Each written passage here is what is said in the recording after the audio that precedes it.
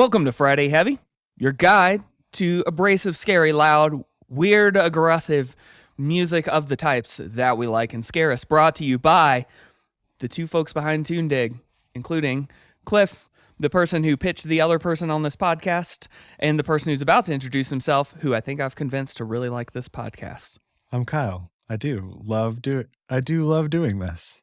Yeah. And I hope that other people enjoy that this little thing that we do just for ourselves exists as well. I've pulled you along by a coffee, and it didn't take you long, and now we love each other in this podcast, and it's great. Each episode of this podcast, on which we love each other in the podcast, we cover three things. One, brand new release in the world of heavy music, and specifically why we think it'll be worth a spin, specifically trying to bring in why we think it'll be worth any time in the world of heavy music where you can find a release every week that's going to rip, quite honestly. We also cover one playlist that we've curated, usually based on sort of the release or a similar topic to help you explore a heavy subgenre or artist or scene. And then lastly, we always cover one organization tackling a heavy issue by doing critical culture impacting work in their community, because we're punks and this is all we know how to do in this world, is figure out how to take some of that energy and whatever money we have and put it into things that right the ship. So let's get into it. Kyle, you get to take us on this time. I'm excited about this because I'm a longtime fan, and it's a great outing from a longtime favorite of the Weirdos. That's A Foul Form, the new record from the Osees, John Dwyer and company out of San Francisco. If you have spent any amount of time in a pit in the past 10 to 15 years, we probably don't need to tell you to be excited about an Osees release, but maybe you only came to us from the Wake side of things, and you're an avowed death black metal person, and this is not a corner of the world you've explored. So if you're in that camp, or you're in that gray area where you're aware of the Osees, but you click on their profile and you see 47 albums and you're like, immediate nope, eject. You've never jumped in on their massive discography. This is a great opportunity to start. Just by way of reference, Ty Segall, another prolific sort of god in the San Francisco garage rock scene, who has gone from playing very small shows to very big shows in his 10, 15-year lifespan. Ty Segall himself called John Dwyer the mayor of San Francisco. So in as much as there is a scene in San Francisco for this sort of weirdo stuff, the same way that there was desert rock in Southern California or insane doom and primitive man type stuff in Denver, John Dwyer is sort of the resident god of it all. On this record, Henry Rollins of Black Flag and Rollins Band Needs No Introduction had this to say: Osees don't seem to mutate or morph so much as remain extraordinarily open to what moves them to do next, and capable of getting music done that's consistently good. It's kind of like all you need. What motivated the band to turn loose this hyper-concentrated, slightly less than 22-minute burst of meteor density, somewhat punk-zoidal music? When it comes to the Osees, that's at best a mediocre inquiry, as they just do the next thing. Genre, prevailing taste, or whatever influence might guide a lesser unit are not even a consideration. A Foul Form is a cool pivot from their 2020 studio efforts Metamorphoses, Panther Rotate, and Protean Threat. A Foul Form vigorously shakes the Osees Etch-a-Sketch clear. Attaway, Henry Rollins. So whatever comes next, which will probably be sooner rather than later, will likely be something completely different yet again. As far as a potential inspirational indicator, you might notice that the final track on A Foul Form is a cover of Rudimentary Peenie's Sacrifice, which can be found on their Farce 7-inch, released in 1982, a fitting way to blow out this rad slice. So punks rejoice.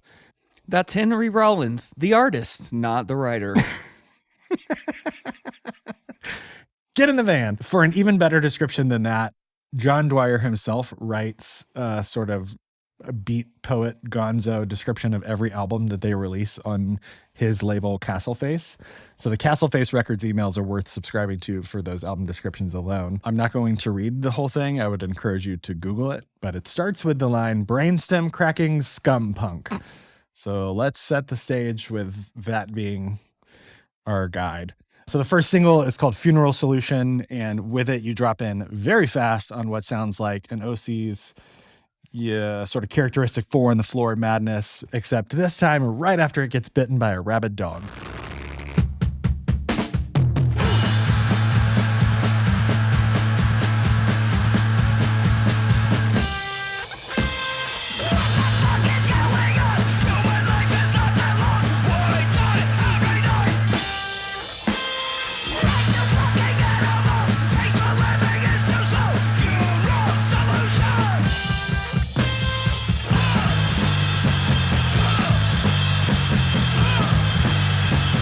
Then on the most recent of the 3 singles that were released prior to the album dropping, it's the title track of Foul Form, and it hits that perfect stride for power walking around the circle pit with your eyes rolled back in your skull and your arms doing that classic Nintendo Donkey Kong thing.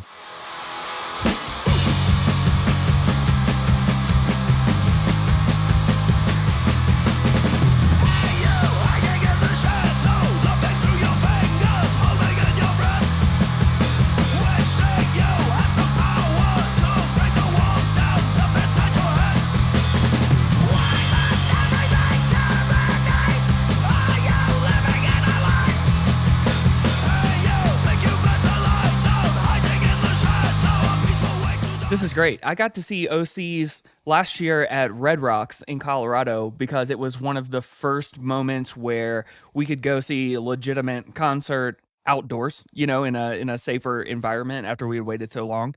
And it was such an obvious yes to be able to see this band in an outdoor venue after everybody had been, pent up in all of their respective ways for so long. It was just exactly all the words that you've used in all of these descriptions so far.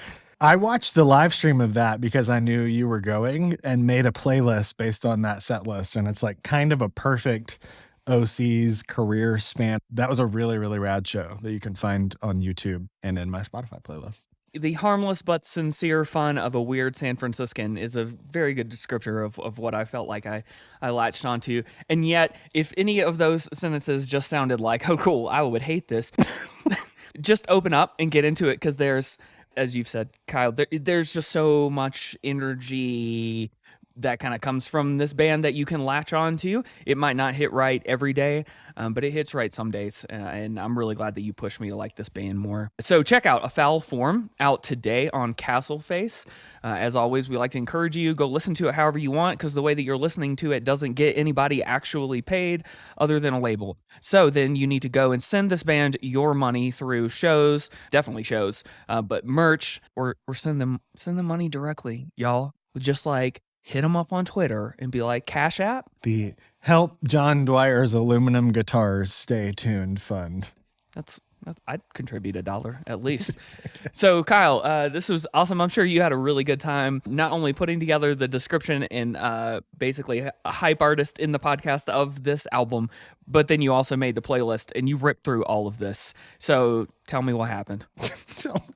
Well, what had happened was, if you think about what is Osees, what are an OC? They're on the spectrum of music made by outsiders who smelled like they showered in PBR. And again, if you've spent any amount of time in a pit, you know the archetype of a person. You can think of a specific person. You and I are probably thinking of the same person who used to work at Astoria. On the one end, you have the sillier, happier fare like King Khan and the Shrines, who it's been very weird to have one of their songs be like the most famous TikTok song right now. So King Khan or Dead Ghost sort of on the one end. And then on the other end is like the deliberately terrifying stuff like Harvey Milk or Whores. Osees oscillate across that spectrum as they continue to release music super prolifically. But this latest record is very deliberately on the scarier end, like right half of that bell curve. And you can literally judge a book by its cover. It's black and white. It's got the skull on, and it's very different than a lot of the record covers that you see. And if you've ever been in an Osees pit when the opening riff of The Dream kicks in, and like every feral degenerate in your town sort of activates in a Pavlovian way, you know exactly what I mean by that. So this collection is dialed into the more degenerate fuzz rock type stuff out there. You can practically smell the secondhand smoke on your local dive bar patio. To put it more succinctly, it's the description that we put in the playlist itself is scuzzed fuzz for feral freaks.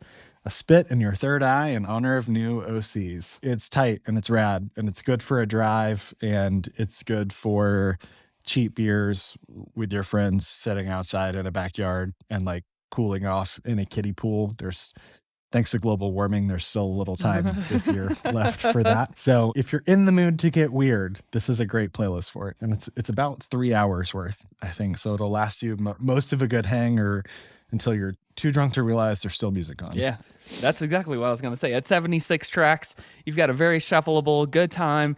And once you get to the end of it, you probably need to check in with yourself and drink some water. Yeah. Go ahead and take an 800 milligram ibuprofen if you have it in your possession. It is a total non sequitur, but I am getting very into this idea of like oddly specific playlists for specific instances and periods of time, and this is really getting me right. Well, welcome to the inside of my brain for the past 20 years. What I've been trying to do since I had to fit it on an 80-minute CD. It's like an itch in the middle of my back I can never ever scratch. There has to be perfect music at every single one of these things. I should probably talk to a therapist about that. This episode brought to you by Talkspace. Men would literally rather make 75-song playlists every other week than go to therapy. Do both. Yeah. Well, segueing into the last thing, I mean, this playlist reminds me of simpler times in our beloved hometown of Atlanta, that all of these physical places may be gone soon, thanks to crass redevelopment and a political administration that's like an episode of The Wire if it were written and directed by Larry David. So Cliff, let's talk about the issue of the day. Yeah, always fun. We always talk about one organization doing work. So let's go ahead and preview where we're coming back to. Okay, today we're going to talk about Women on the Rise in Georgia, which is an awesome organization that's part of a nonprofit. But as is customary for this segment of this podcast, we're going to have to tell you a shitty story first about weak people in order to tell you a story about brave and compassionate people and organizations. And as usual, this is, or not usual, but as is often the case, we are using our experiences in Atlanta in order to help inform some of your experiences out there across, especially the U.S., but wherever you might live. There is a version of this fuck shit going on wherever you are too, so look for it. So, earlier this week in Atlanta, when I was trying to have a good week, the city council approved an ordinance allowing Atlanta's newly elected mayor, Andre Dickens, to lease the nearly empty Atlanta City Detention Center to Fulton County so they could transfer 700 people for 4 years over to this jail. Literally, oops, there's an extra jail. Can we fill it with more people? This was a pretty unadulterated, like, look you in the eye and lie type thing from politicians, and specifically from the mayor and new council members who ran very clearly on progressive policies built on the backs of community organizations and people who have helped the government do better things. And once they successfully got voted in, they're voting exactly like the people that they tried to replace. And for a little bit of additional context, the Atlanta City Detention Center is for crimes of poverty. It's like people who can't pay a small bail, urinated in public, couldn't pay a rent, got evicted. Like, it's very, very minor, non-violent stuff. Right. Where immediately you're inclined to cast aspersions on why are these people incarcerated to begin with. Yep. We're going to show you how to learn more about this issue if you want to understand more about it. But yeah, to your point, Kyle, this sounds backwards from what we're taught. But see, the thing is, if a jail is built to sit there and be a jail, it will get filled. It's like Field of Dreams for racists. It's just the way that it works. And the Atlanta City Detention Center was literally built in preparation for the 96 Olympics to lock people up. Okay? And the other half of the reason that got built is because Atlanta signed a contract with ICE so that they could put immigrants in it. Okay? And thanks in recent years to pressure from the community, that contract with ICE no longer exists, and so this jail is practically defunct. Okay, but an extremely brief overview of why this whole situation is fucked and why you got to pay attention to what people say and what they do in your community. Okay, first of all, Fulton County, the institution that Atlanta is going to let use our jail. Fulton County has already had to settle lawsuits this year around the inhumane treatment of prisoners. And the issues presented are not resolved by shuttling people to another jail. It was not about the space that they were in. It was about the treatment that they receive because prison is evil. Second, Mayor Andre Dickens personally introduced the legislation in 2019 to close and repurpose the very jail that he is now leasing or attempting to lease back to Fulton County. Okay? Because of the efforts that he agreed with and supported, the numbers had dwindled down to 10% of daily capacity at this jail, which, Kyle, as you had mentioned, are just on the whole people that we don't need to have locked up at all. Okay? And with this action this week, the mayor and the council made this is what really got me, and this is why it matters to bring organizations up. Because in this single vote, they made a mockery of years of work by organizations, by community leaders, by individuals, okay? And those same politicians pretended to support those people while they were running. We're talking about years and years of effort from people who have told the government, not only do you not need this jail, but literally here is a plan for you to use it for something better using the tax dollars that we'll save. They did all of the work. Okay? Atlanta's own initiative under the mayor called PAD to divert people from police violence in prisons issued a full-throated statement against this move. Okay? Despite the fact that that bravery puts them in the crosshairs of the people who clearly will do pretty much anything at this point. So, this is just one instance of a situation getting ridiculous and terrible, but we want to bring it to your attention because it matters. Every jail matters. Every prison matters. Every person that's in jail that doesn't have to be there matters. And I would personally make the argument to you on a different day in a good situation that no one ever has to be in prison. But that's a lot to talk through. I encourage you to learn more about it if you want to try to understand that. At the very least, we can agree there's a lot of people who don't need to be in prison just because they can't afford bail because they got pulled over and had a traffic ticket. Okay? So, what we want to do then, because of this horrendous situation, is then highlight one of those local organizations who experienced the setback at the hands of lying people. So the organization we want to talk about is Women on the Rise. They're an organization that co-launched a campaign several years ago called Communities Over Cages, Close the Jail ATL, okay? And they helped create all the positive momentum and the actual legislation regarding the repurposing of this center. Because in Atlanta, when people care, they don't just put John Lewis's name in their mouth for no reason. Okay, the proposal was to turn this into a center with the namesake of John Lewis attached to it, which specifically is designed to divert people out of this cycle and back into something healthy. Okay, so Women on the Rise were originally founded as a project of the Racial Justice Action Center before launching into its own organization in 2020. They're grassroots. They're led by women targeted and or impacted by the criminal legal system. Okay, their goal is to work to educate and heal and empower, quote, ourselves, one another, and our communities to demand justice, dignity, and liberation for all. Okay, these are the organizations where we can't necessarily, even in a segment like this, tell you everything you need to know about what they've done. What you need to do is go get involved in what they have already been doing. These are the folks who have already been on the ground talking to politicians, figuring things out, like figuring out how to make compromises, right? They've already done this work. That's why it's so heartbreaking to see things like this happen, but it's all the more reason to support the people who are doing this type of work, to give them more and more of a push whenever they need it like this. And so we are heartbroken and very angry, if you can't tell, at the actions that the city has taken to diminish and erase the very thankless work that groups like this are already doing to keep people out of prison and to build healthy communities. And yeah, the old adage is true, like we shouldn't forget this when the next time comes around to vote. Yes, sure. But that doesn't keep people out of prison, does it? What we can do is continue to support the movements that lead to freedom and reverse the effects of mass incarceration. So if you want to learn more about Women on the Rise, go to womenontherisega.org.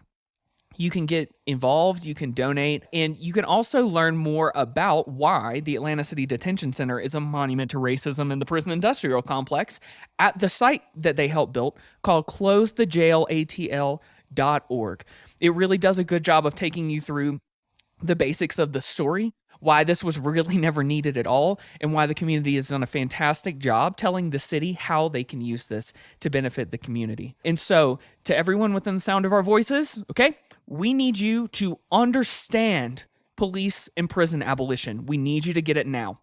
If you don't feel like you've got a general grasp on this idea, we need you to start reading some fucking books, okay? Because we need people to understand that this isn't helping and that you need to support whatever movement exists in your community now to fix this problem, okay? The system is pushing back really hard. And we need you to be able to speak up and make a difference in your community, because we need you to help other people understand that keeping people out of prison puts them on the road to recovery and support and actually keeps you safer. It literally keeps you safer. And if that sounds counterintuitive, it's time to read some books. You're going to understand where this comes from. Bernie Sanders meme, I'm once again asking you to read We Do This Till We Free Us by Miriam Kaba. Yes, that is the place to start. Regular plug for the best 101. I would also emphasize, if you're a person that's skeptical about abolition and this sort of thing in general, and you know things aren't great, but there's just a little like crack with light coming through around this, but you aren't ready to endorse a full-throated abolitionist movement, fine, great. Totally understand where you're coming from, thinking about safety and your loved ones and all that. We would just encourage you to keep an open mind.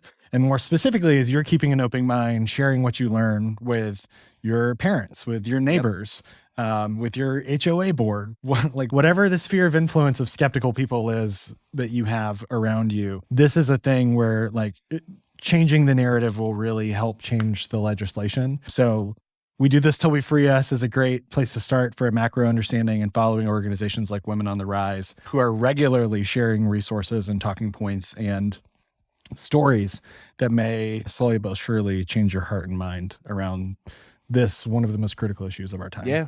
And thank you, Kyle. Yes. And take a deep breath, because if it feels like, oh, I don't really want to care this much about a political thing again, don't worry, dude. Neither party agrees with this. This isn't political. Actual Joe-ass Biden is up there being like, no, these are terrible ideas. Okay? People in power hate the idea of abolition. And that goes back to the 13th Amendment. But again, we're trying to keep this podcast short. So please don't feel like it is a political stance you have to necessarily marry yourself to for the rest of your life. There is a gradient and a spectrum for people to understand all the ways that it plays out and become a part of the change. Because even if you can't envision a police-free or a prison-free society, which I hope you can one day, but even if you can't, at least you can acknowledge that putting poor people in jail and then asking them to afford bail and then keeping them in jail because they can't afford bail probably doesn't help anybody. It's probably lunacy that just keeps people poor. You're not safer. Jesus Christ, sorry. We hope that as a punk, as somebody who is sort of inherently anti-authoritarian, anti-society, the type of person who would even engage in a podcast like this to begin with, that you can start from a place of, how are things going? Oh, not great. Okay, what can we do about it? How can we change it? Look into Women on the Rise, look into the work that they've done, but also look into, again, the equivalent in your community. Look for the people who have been doing the work longer than you so that you can learn from them and support them and join up with them if you're ready to join them in the fight.